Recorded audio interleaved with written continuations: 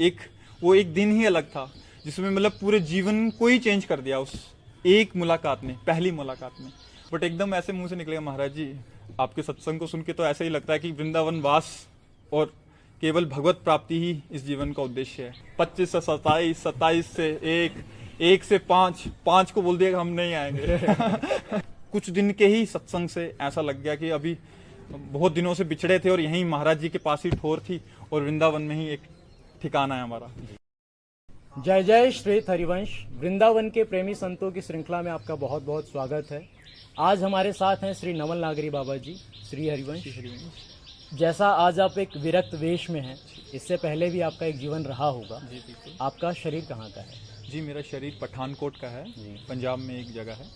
आपके माता पिता क्या करते थे? जी मेरे माता जी आर्ट एंड क्राफ्ट के टीचर थे और पिताजी आर्मी में थे। जैसा लोग सोचते हैं कि अगर वो इंडियन आर्मी में है, जैसे आपके पिताजी इंडियन आर्मी में रहे, तो उनकी भी काफ़ी इच्छा रही होगी कि आप इंडियन आर्मी में जाएं, और आपके अंदर भी वो चीज़ रही होगी कि देश की सेवा करें। जी बिल्कुल, बचपन से ही पिताजी के संग भी रहे और आर्मी में काफ़ी उनकी जो भी यूनिट होती थी वहाँ जाने का काफ़ी मौका मिलता था और अंदर रहता था कि हम भी एक दिन देश की सेवा करें।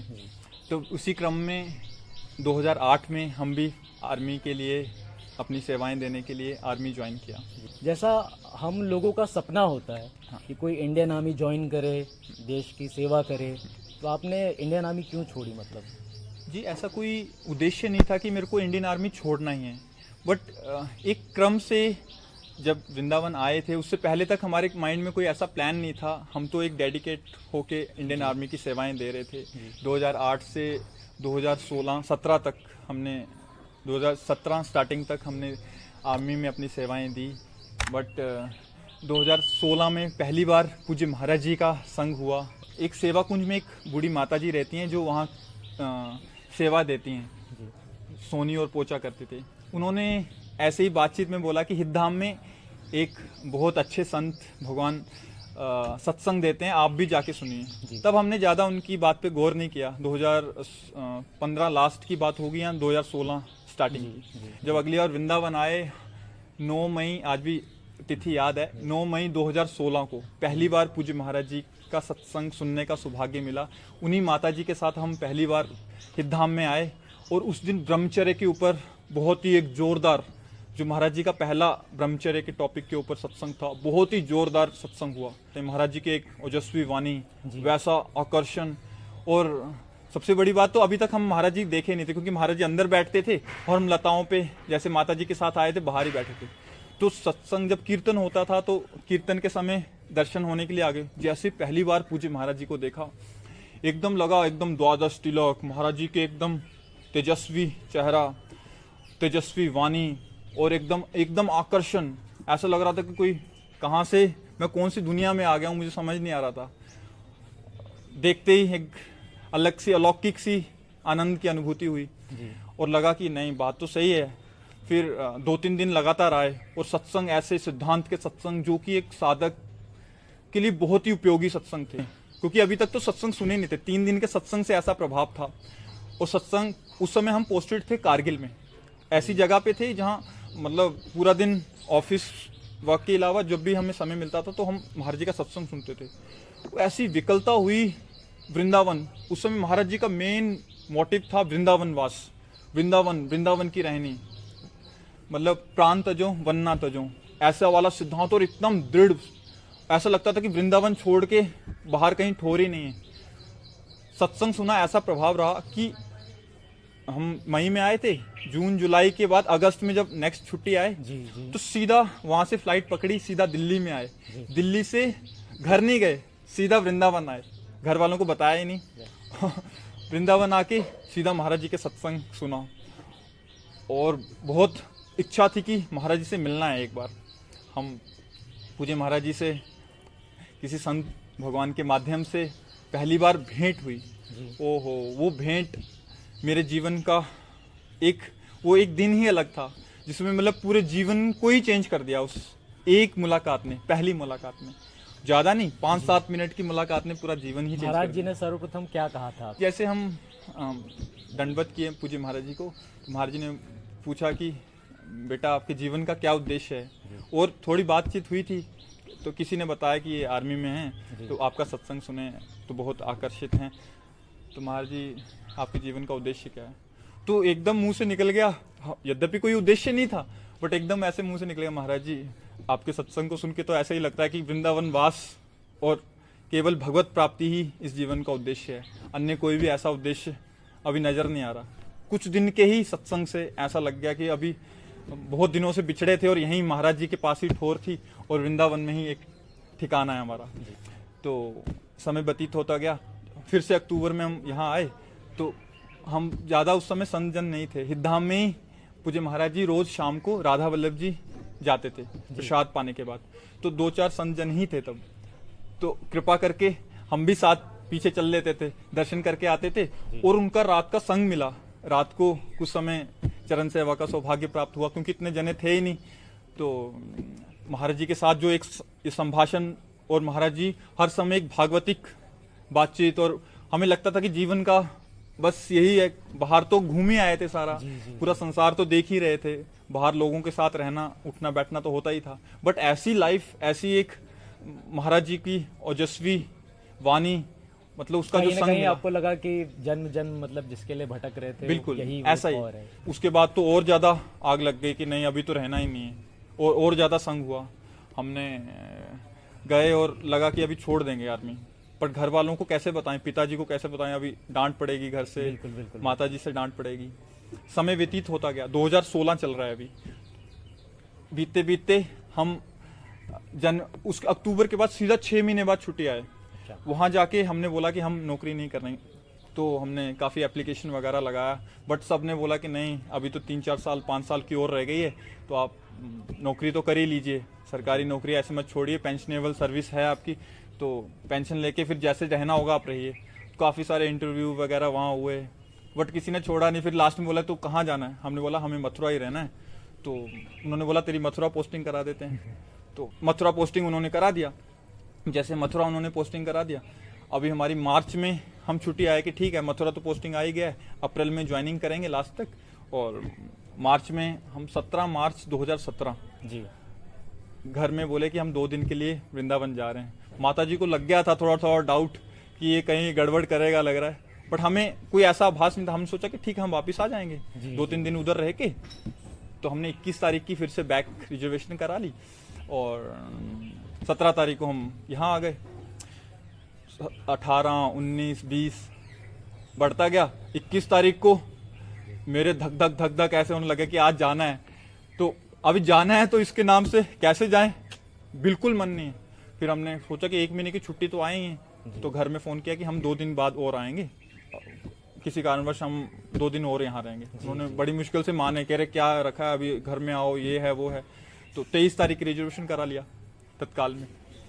फिर 23 तारीख आ गई, फिर घर में फ़ोन किया, फिर बोले कि 25 को आएंगे, 25 से 27, 27 से 1 से 5 को बोल दिया कि हम नहीं आएंगे। घर में लड़ाई और गाली पे गाली, मामा जी का फ़ोन आ रहा है, पिताजी का फ़ोन आ रहा है, माता जी का बार 60 मिस कॉल है, हम उठा ही नहीं रहे। उनको लग गया कहाँ चले गया, क्या हो गया इसको, और हमारी यहाँ बुरी हालत।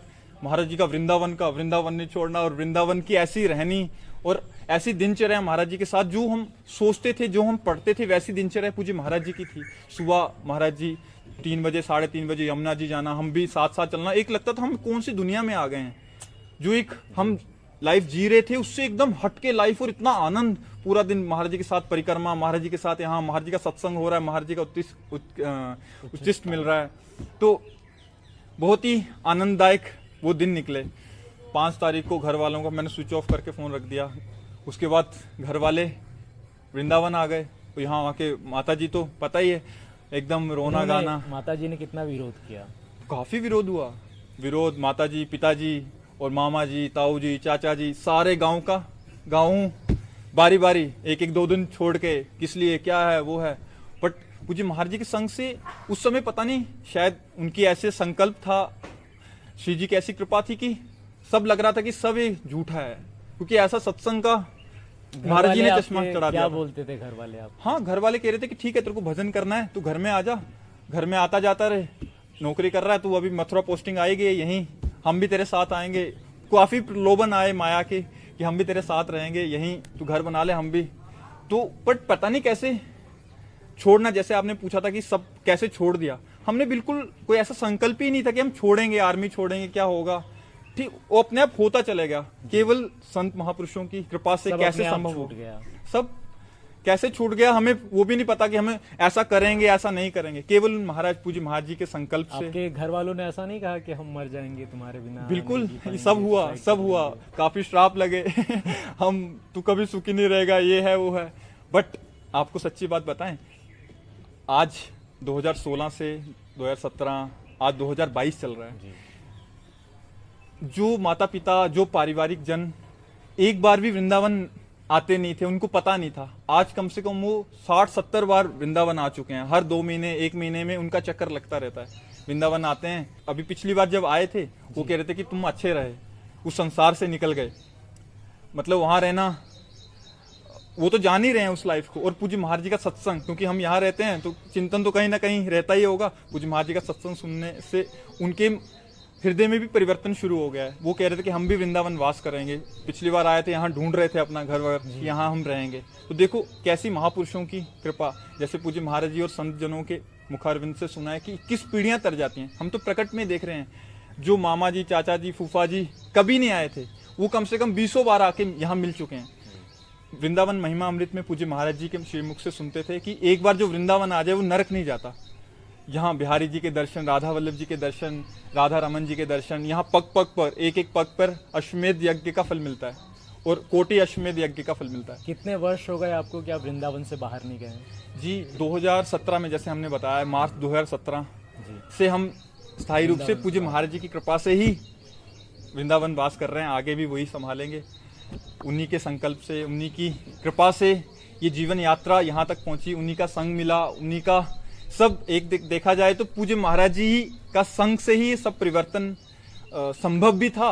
और अगर उनका संग, भले हम वृंदावन वास करते, अगर पूज्य महाराज जी का संग, श्री जी की कृपा नहीं होती तो हम कभी भी यहाँ टिक नहीं सकते थे। ठीक है, हमारे अंदर संकल्प हो सकता था शायद कि चलो हम वृंदावन वास करेंगे, अपना उद्धार करेंगे, बट जिस मार्ग में, जिस उपासना में उन्होंने हमें जोड़ दिया, वो मतलब अतुलनीय है, उसकी कहीं भी कथन नहीं कर सकते, हमारे जिव्या से हम उसका वर्णन नहीं कर सकते। कैसी कृपा का अनुभव हो रहा है और हम कैसे बताएं। जैसे पूज्य महाराज जी कभी अपने सत्संग में कहते हैं, जन्म जितायो, वैसे जीत गए और आगे भी वही जिताएंगे जैसा भी है। आज उनकी कृपा से वैसे चल रहे हैं, आते हैं उतार चढ़ाव, इस मार्ग पे चलने पे भी आते हैं, काफ़ी पूज्य महाराज जी के संग से उनसे डांट भी पड़ता रहता है, बट केवल उनके शासन से इस मन तो है ही है, जैसे पहले मन था वही तो मन है। कैसे कैसे धीरे धीरे वो समय नहीं दे रहे इस मन को कि विषयों में जाए, यहाँ जाए, जहाँ कभी ऐसा चिंतन भी आता है तो उनका डर है, उनका शासन है कि पूज्य महाराज जी की डांट पड़ेगी। पूज्य महाराज जी की कृपा से ही ये संभव हो पाया है, जो हमारे एक संसारिक मोह माया से निकाल के उन्होंने वृंदावन वास दिया। उसके बाद 2016 से जो जैसी जीवन यात्रा आज 2022 तक चली, और कैसे कैसे वो लेके आए हैं वो तो मेरा हृदय जानता है और पूज्य महाराज जी जानते हैं कैसे कैसे उन्होंने यहाँ तक पहुँचा दिया है। और इसकी भी चिंता नहीं है, क्योंकि उन्हीं की कृपा बल से ही बात कह रहे हैं कि इसी की भी चिंता नहीं है कि आगे कैसे निर्वाह होगा। वो सामर्थ्यशाली गुरुदेव भगवान है, सामर्थ्यशाली श्री जी हैं, वो कैसे ही आगे लेके जाएंगी, जैसे वो यहाँ तक लेके आए हैं, जैसे वो आगे रखें, श्री जी जाने, गुरुदेव जाने। श्री हरिवंश। श्री हरि। चित्त का परिवर्तन हो जाना ही सबसे बड़ा चमत्कार है। आज हमने बातचीत की श्री नवल नागरी बाबा जी से, जाना उनके जीवन के बारे में कि उनके जीवन का परिवर्तन कैसे हुआ, उनके चित्त का परिवर्तन कैसे हुआ, कैसे उनके घर वालों ने उनका विरोध किया और जो वही घर वाले आज उनके सपोर्ट में हैं, आज जो कहते हैं कि बेटा आपने बहुत अच्छा डिसीजन लिया और हम बहुत खुश हैं और अच्छा हुआ कि आप संसार में नहीं आए। ऐसे ही हम और संत भगवान के जीवन चरित्र को सुनेंगे, उनको समझने की कोशिश करेंगे, प्रेरणा लेने की कोशिश करेंगे कि कैसे हम भी इस भगवत मार्ग में आगे बढ़ सकते हैं। श्री सद्गुरुदेव भगवान को नमन। जय जय श्री हरिवंश, श्री राधा वल्लभ लाल की जय।